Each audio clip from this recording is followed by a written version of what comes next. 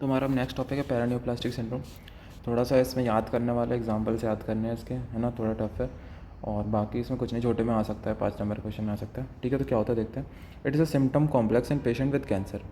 It is मतलब symptom complex present है patient के अंदर, है ना, बहुत सारे सिम्टम्स प्रेजेंट होते हैं that can not be explained, जिन्हें एक्सप्लेन नहीं किया जा सकता आइदर बाई लोकल और distance spread of the tumour. Local और डिस्टेंस स्प्रेड ऑफ ट्यूमर मतलब कि यहाँ से वहाँ ट्यूमर चला गया तो उससे भी एक्सप्लेन नहीं कर सकता। और by the elaboration of hormone indigenous to the tissue of the origin of the tumour. ठीक है, तो एग्जांपल समझते हैं।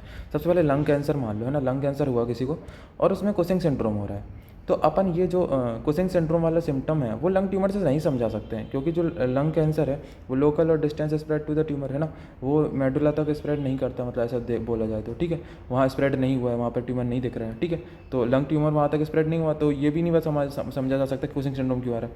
और elaboration of hormone, lung tumour है, लंग के कोई भी सेल नहीं है जिससे कि ये कॉर्टिसोल निकलता हो। कॉर्टिसोल तो किससे निकलता है? एड्रिनल मेडुला से निकलता है, वहाँ से एड्रिनल ग्लैंड से निकलता है। तो वहाँ से हाइपर कॉर्टिसिज्म वहाँ से होगा, है ना, वहाँ से हार्मोन निकलेगा, कॉर्टिसोल ज़्यादा निकलेगा, तब ऐसा होगा। ठीक है, तो अपन एक्सप्लेन ना कर पाएँ ऐसे सिम्टम्स हैं कुछ पेशेंट में, जो कि या तो डिस्टेंस लोकल और डिस्टेंस स्प्रेड से ना समझा पाएँ, और elaboration of hormone indigenous to the tissue of origin of the tumour, मतलब जो उसका ही है वहाँ से हार्मोन कोई ऐसा निकल नहीं रहा है, उस वजह से सिम्टम्स आ रहे हैं, उससे भी नहीं समझा पाएँ। ठीक है, seen in 10 to 15% of the patient. ठीक है, उनमें दिखता है, मतलब ट्यूमर से कुछ भी रिलेटेड सिम्टम्स नहीं है उसके, है ना। ट्यूमर जैसे अब लंग ट्यूमर है तो उसमें ARDS ये सब होना चाहिए, पर हो क्या रहा है, कुशिंग सिंड्रोम, हाइपर कॉर्टिसिज्म हो रहा है। ठीक है, तो अपन देखते हैं क्या क्या है इसका सिग्निफिकेंस, क्या है, कैरेक्टरिस्टिक क्या है। They may be earliest manifestation of the occult neoplasm. Occult neoplasm मतलब कि अपन को उसका प्राइमरी ओरिजिन नहीं पता है ना, तो उसके अर्ली मैनिफेस्टेशन हो सकते हैं कि कहाँ से ओरिजिनेट हो रहा हो, तो ये आता है इसमें पैरान्यूप्लास्टिक सिंड्रोम का मतलब सिग्निफिकेंस है।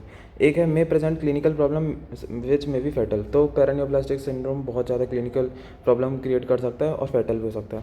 May be mistaken for metastatic disease leading to inappropriate treatment. तो ये पैरान्यूप्लास्टिक सिंड्रोम से अपन ये गलत ट्रीटमेंट भी कर सकते हैं। अपन सोचे कि मैलिग्नेंट डिसीज़ है कोई और, जबकि वो कुछ और था, तो जैसे ट्रीटमेंट में भी गलती सकती है। तो 3 चीज़ें हो गई। May be earliest manifestation of occult neoplasm, may present clinical problem which may be fatal, may be mistaken for metastatic disease leading to inappropriate treatment. ठीक है, ये हो गया 3 चीज़ें। फिर उसके बाद क्लासिफिकेशन में आते हैं, एग्जाम्पल ही थोड़े इसके हैं ज़्यादा याद करने के लिए। सबसे पहले आता है क्लासिफिकेशन एंडोक्राइनोपैथीज, है ना, तो उसमें कॉज और एग्जाम्पल ऑफ ट्यूमर, है ना। जैसे कुशिंग सिंड्रोम ACTH जो है वो बढ़ेगा, और small cell carcinoma of lung, है ना, वो रिस्पॉन्सिबल होगा। हाइपरकैल्सीमिया ऐसे पैराथायरॉयड लाइक हार्मोन या फिर parathyroid like protein TGF alpha.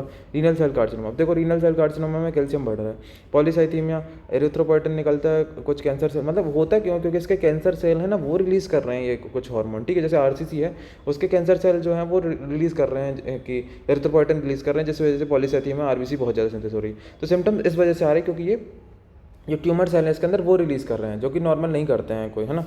फिर हाइपोग्लाइसीमिया इंसुलिन लाइक सब्सटेंस है, फाइब्रोसार्कोमा में होता है।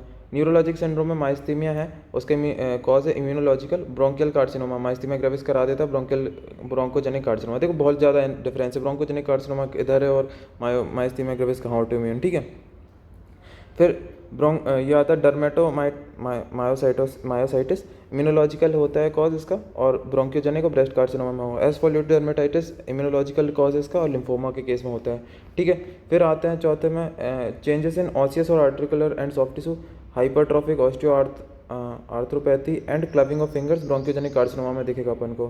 फिर वेस्कुलर और हेमेटोलॉजिकल सिंड्रोम में देखें तो डिसेमिनेटेड इंटरवेस्कुलर कोगुलेशन में प्रोकोगुलेंट सब्सटेंस जो है वो जो निकल रहे हैं, किस वजह से निकले, एक्यूट माइलोसाइटिक ल्यूकेमिया AML और प्रोस्टेटिक एडिनोकार्सिनोमा। ठीक है, इन सब में DIC हो सकता है। ठीक है, कोगुलेशन ज़्यादा होता है, DIC अपन पढ़ चुके हैं।